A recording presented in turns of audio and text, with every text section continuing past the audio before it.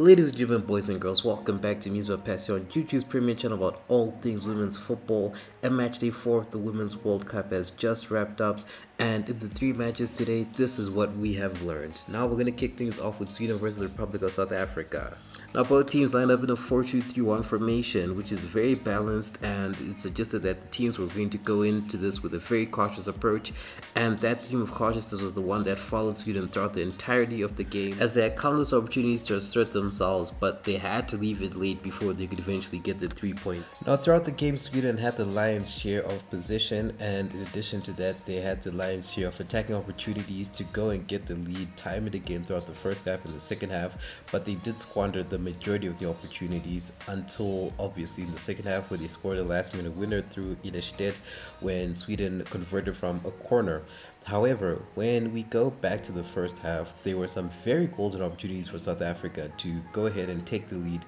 which I do personally feel were wasted by the likes of Sioponeswe, who had a very golden opportunity to go for goal, but whether it was due to poor timing or lack of awareness, she was unable to go for it and probably go for goal for her team. And it is in the first half alone that South Africa had 3 golden opportunities to go onto the counter and go forward to at least get shots on target against Sweden, but unfortunately every time those opportunities were squandered due to a lack of awareness or what could have been a desire to make the back pages of the Sunday Times. However, these golden opportunities would start to fade out fast, but before they were completely dry, in the 47th minute of the second half, South Africa finally scored. A shot by Kgatlana was saved by the Swedish goalie, but unfortunately she did not keep the ball as it rebounded off into the path of the charging Magai, was left completely unmarked by the Swedish defense and managed to just bundle the ball into the back of the net to give South Africa the lead. Now from this point onward, Sweden did make some concerted efforts to try and get back into the game as they came more into life and were less defensive and started to actually attack more and more in comparison to what we had seen in the first half. And eventually these efforts would pay dividends as South Africa, under pressure in the 65th minute, scored an own goal due to a poor defensive clearance after the onslaught of the Swedish attack. From that point forward, the ambitions of the teams on the pitch changed as South Africa became more defensive and were trying to fight to maintain a point, whereas Sweden were now becoming more offensive and looking to not only recover but also now go for the 3 points. And as mentioned before, this did eventually come to pass in the 89th minute as Ilestedt scored from a corner opportunity for Sweden to eventually give the Swedes the 3 points and the win on the day. Now special mention goes out to Swart, the goalkeeper from South Africa, who made a very good double save towards the end of the game to kind of keep South Africa in, but it was a little bit too late there at that point in the game. But other than that, it was a very good game by Sweden in their return to get the 3 points, whereas for South Africa,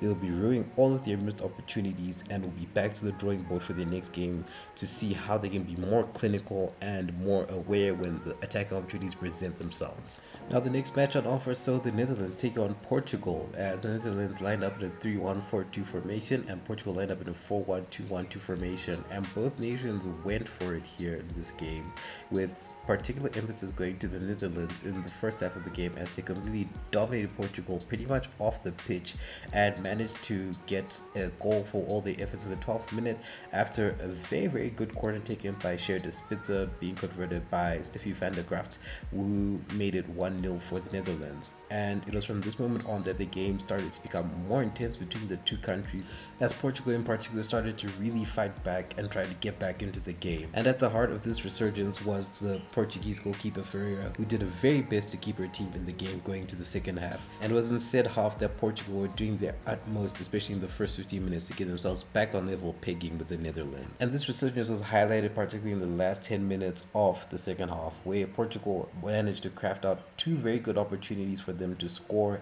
and at the very least get back on level terms with the Netherlands, but unfortunately it was not to be, as the Orange Lionesses managed to hang on to their narrow 1-0 lead and eventually come out as winners. Now the biggest takeaway here for Portugal is to bring the fight to their opponents from the word go right from the beginning of the game, because the attacking prowess that they showed in the second half does make one realize that Portugal does have what it takes to hang with the biggest teams, especially in their group where they have the USA that they also are going to face later on down the line. But for the Netherlands, they were lucky that the experience managed to show out and take them all the way to the end of the game, but it is kind of worrying to see them fall off in the second half, especially considering that they're going to be facing up against the USA in their next game. So hopefully this is something that Yonkers and the rest of his team can look into to make sure that they can have a much more focused attack when it comes to their game against the USA, which can last throughout the entire 90 of the game. And the day's proceedings was rounded out by what I consider to be the game of the day, which is between France and Jamaica, with France lining up in a 4-1-2-3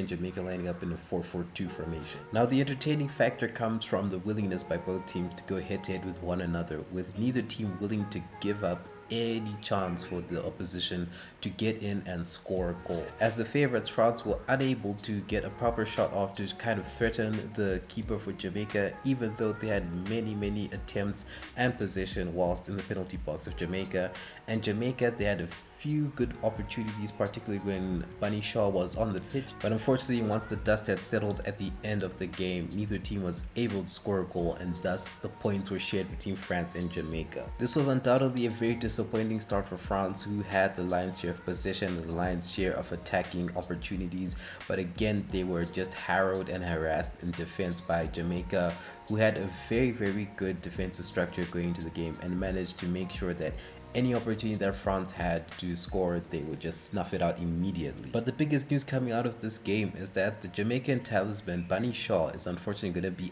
out for the next game, as she did receive 2 yellow cards in this match, so that means she'll be missing the game against Panama for Jamaica, but hopefully she won't be too much of a missed presence considering the opposition. But other than that, it was a very good game where Jamaica gave a very positive account of themselves, particularly in the fact that they managed to take the sting out of a very strong French attack. And for France themselves, they really cannot be faulted for being unable to find the back of the net here, as Jamaica were just very defensively solid and we're not going to give France a single inch to try and get a shot off. And it will simply be a situation of Les Bleus trying to be more clinical in their next 2 group games. And those are the things that we learned here from these 3 games on display at the World Cup today.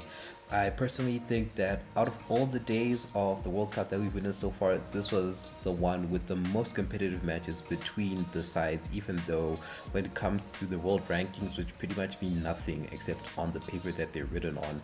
these teams pretty much went head-to-head with one another, and the close scorelines, and in the case of France and Jamaica, the lack of closeness in the scorelines shows that all 6 teams here on display are eager to win and are very keen to make a splash at the World Cup and not just be participants, particularly with Jamaica and South Africa, whereby those 2 nations at the very last edition of the World Cup didn't make it off the group stages. So based on their performances today, hopefully they can manage to improve on that record of theirs. But other than that, please do keep on enjoying the World Cup in the same way, if not even better than I have been enjoying it so far. Please do leave a comment as to what you learned from watching any of these games. If you managed to watch all of them or not any of them, what you may think based on what I've told you. And pretty much that's it for today. Thank you very much. Please like, share, and subscribe, and I'll see you tomorrow.